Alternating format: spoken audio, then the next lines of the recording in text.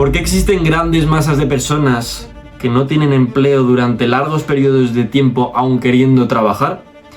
Muchas escuelas de pensamiento han postulado que el desempleo es una parte inevitable de la economía de mercado y se han intentado dar razones explicando que el libre mercado funciona mal y de ahí que deje a muchas personas, un número significativo de trabajadores, sin empleo, aun queriendo trabajar.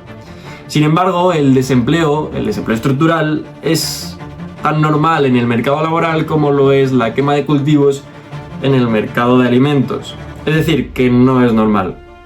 En este vídeo vamos a ver cómo el desempleo estructural es propio no del libre mercado, sino de una economía intervenida.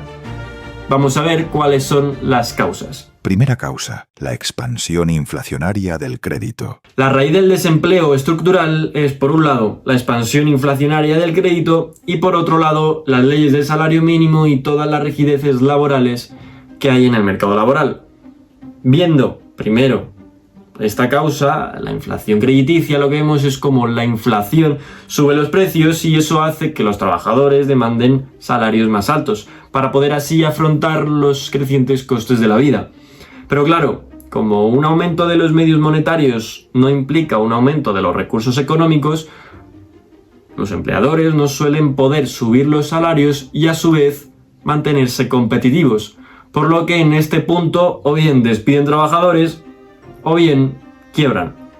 Y además, por otro lado, el inflacionismo crediticio genera el ciclo económico.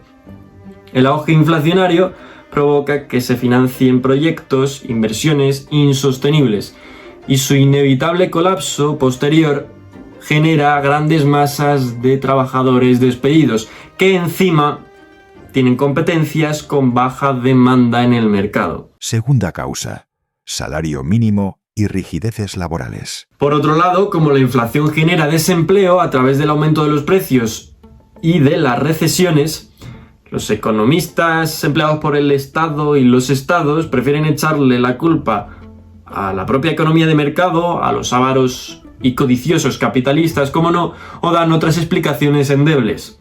En este punto, en lugar de abordar la raíz del problema, la inflación, los economistas convencionales proponen soluciones que son contraproducentes, como las leyes del salario mínimo, que más que una orden para que los empleadores suban los salarios a los trabajadores, hay que interpretarlas como prohibición de que los trabajadores elijan libremente el precio de su propio trabajo. Y es que las leyes de salario mínimo impiden que el mercado se ajuste a la inflación, generando constantes olas de desempleo que coinciden con el ciclo económico. Es revelador que antes del siglo XX el concepto de desempleo no existiese como tal, como término económico. Si una persona en un mercado libre no tiene empleo es porque no hay nadie dispuesto a pagarle lo que él pide por su trabajo y él voluntariamente decide seguir desempleado antes que aceptar menos. Con la introducción del inflacionismo crediticio y las leyes del salario mínimo, que una parte de la población esté desempleada de forma permanente, se ha convertido en un componente fijo de las economías modernas. Y echar la culpa del desempleo al proceso de mercado se ha convertido en un elemento permanente de la economía que domina el mundo académico, financiada para que provea justificaciones para la inflación por aquellos que tienen intereses particulares en que la inflación continúe. ¿Quiénes son estos grupos? Estados, bancos comerciales y grandes deudores, entre otros. El caso de Suiza. Suiza, el último país en abandonar el patrón oro en 1973, es un gran ejemplo de esta dinámica, porque mientras que el mundo del dinero fiat luchaba contra grandes crisis de desempleo a lo largo de todo el siglo XX, Suiza prácticamente no tuvo desempleo, ese desempleo estructural del que hablamos, hasta que no abandonó el patrón oro, a mediados de los 70. Tras dejar el patrón oro y dedicarse al inflacionismo, Suiza ha sido testigo de un aumento del desempleo que sigue el mismo patrón cíclico observado en el resto de países que funcionan con dinero fiat. Es decir, que el desempleo sigue el ciclo económico. La lógica del mercado laboral libre. En un mercado libre con dinero difícil de producir, los ahorros conservan su valor. incluso pueden apreciarse. De esta manera, las personas pueden decidir libremente si trabajan o no y pueden decidir libremente también el precio de su trabajo. A su vez, también los empleadores deciden qué salarios quieren ofrecer. En un sistema económico en el que los ahorros conservan su valor, es totalmente racional quedarse sin trabajar. Esto permite que los ahorros conserven su valor e incluso se pueden apreciar, permite que los trabajadores o bien trabajen menos, o bien puedan quedarse un mayor periodo de tiempo sin trabajar para buscar mejores oportunidades, y permite también a las personas rechazar trabajos mal pagados. El fenómeno moderno de desempleo involuntario masivo solo puede darse cuando hay normas, cuando hay leyes que ilegalizan el trabajo por determinados salarios. En un mercado totalmente libre, una persona que quisiese trabajar podría hacerlo siempre y cuando aceptando aquel salario que alguien está dispuesto a pagarle. Porque el problema no suele ser falta absoluta de trabajo, sino desacuerdo en el salario.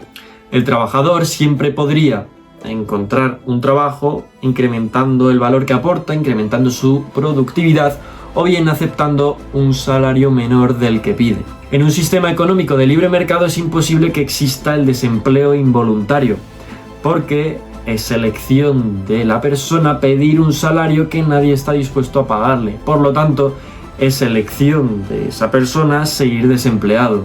Desde esta perspectiva, el desempleo masivo estructural no es propio del libre mercado, sino que es propio de la intervención económica, más específicamente de las intervenciones monetarias y las intervenciones regulatorias, que impiden la coordinación entre trabajadores y empleadores. La expansión inflacionaria de crédito genera ciclos artificiales de auge y de crisis, y luego, por otra parte, las rigideces laborales impiden que los salarios se ajusten a las condiciones reales del mercado. En un entorno de dinero sólido y libre intercambio, las personas, los trabajadores, decidirían libremente en qué trabajar, con qué condiciones y a qué salario, mientras que los empleadores contratarían en base al valor esperado. De esta manera, el desempleo involuntario dejaría de ser un fenómeno estructural. De hecho, sería imposible el desempleo involuntario. Espero que te haya gustado este vídeo. Si te gusta este tipo de contenido, suscríbete y nos vemos en la próxima. Un abrazo.